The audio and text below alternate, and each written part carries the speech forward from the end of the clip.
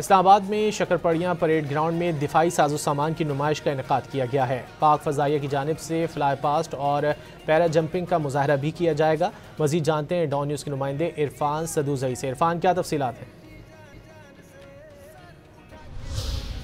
جی، میں اس وقت parade ground اسلام آباد میں موجود ہوں۔ یہاں پہ افواج پاکستان نے یہاں پہ جنگی ساز و سامان کی نمائش یہاں پہ رکھی ہے، اور اس میں ملکی سطح کے اوپر تیار کیا گیا وہ چیز ہے جس نے جنگ میں بھارت کو منہ توڑ جواب دیا ہے۔ یہاں پہ فیملیز آ رہی ہیں، وزٹ کر رہی ہیں، اور آج ان کے جذبے بہت جوان ہیں۔ بچے خاص کر کے بہت ہی شوق سے یہاں پہ آئے ہیں، اور ان سے بات کرتے ہیں۔ السلام علیکم جی۔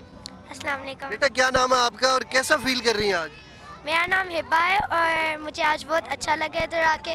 جو چیزیں مجھے نہیں پتہ تھی اس سامان کی، وہ بھی آج مجھے پتہ لگی ہیں، اور یہ بہت مطلب کہ جنگ میں کام آ سکتی ہیں۔ پاکستان کے بارے میں کیا سوچتی ہیں؟ بڑے ہو کے کیا بنیں گی؟ پاکستان کیسا ملک ہے؟ اس ملک کو کیسے سرو کریں گی؟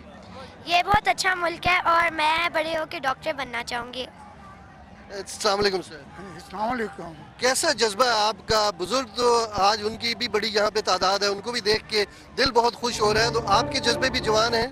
ماشاءاللہ بیٹا، میں ایکس فوجی ہوں، اور ادھر دیکھ کے بچوں کو، بڑوں کو کہ اتنا انٹرسٹ لے رہے ہیں، اس سے پتہ لگتا ہے کہ مارکہ حق میں واقعتاً کس حد تک ہم نے کامیابی حاصل کی، اور انشاءاللہ ہم اس قوم کو اور آگے بڑھاتے چلے جائیں گے، اور یہ دنیا کی سب سے بڑی طاقت بنے گی انشاءاللہ۔